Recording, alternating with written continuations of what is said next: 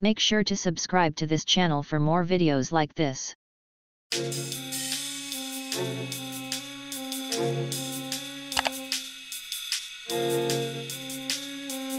Rain in a very short period of time. We've had a lot of humidity across the south and east and unstable conditions. Temperatures have just been insane. In fact, record-breaking in many areas today, from Atlanta stretching down into parts of Texas. The amount of moisture in the atmosphere is very high. We've seen some peaks of sunshine today, which has been leading to the instability into the atmosphere. We've got favorable wind conditions to help support organization for thunderstorms, to help them sustain themselves for a longer period of time, but also turning winds and stronger winds with height, which supports supercell types of thunderstorms that can produce tornadoes. And we had just our one tornado warning here already. So this is the beginning of what's going to be an active rest of the afternoon and into the overnight. And we're timing this out for you here hour by hour. We're expecting to see some individual supercells, but also some clusters and some bowing segments. And bowing segments, like what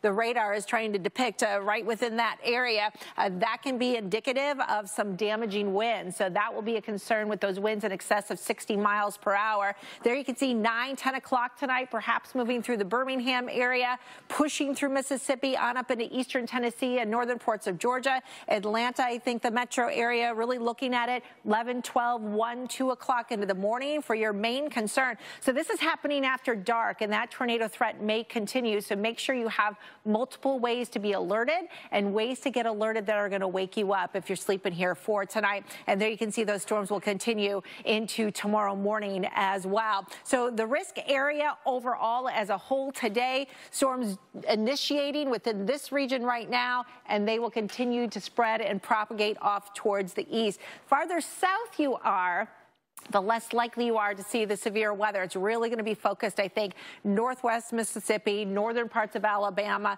southern parts of Tennessee. I think those are going to be the sweet spots, especially for the rotating storms. So our Torcons, just to remind you, those numbers are up there at 4s and 5s and 3s. The higher the number, the higher the risk. And if there's a number, though, that means there's a risk. And that's a broad area, Chris, that we've got to keep our eye on here tonight. Yeah, it most certainly is. And then, unfortunately, tomorrow there's still a threat. Georgia, the same areas that are going to be getting hit over and over again. So the main setup is bringing in our storm from the west, and low pressure is going to redevelop across parts of the plains and then head on up towards the Great Lakes region. So we're going to have a very large warm sector once again. So plenty of energy all within here available for storms to grow and to develop. A ton of moisture that's in place. This moisture never really sweeping out this week. I mean, you can feel the moisture. You live in this area, you walk outside and you're like, it's humid. I seriously questioned as to whether or not I should turn my air conditioner on today.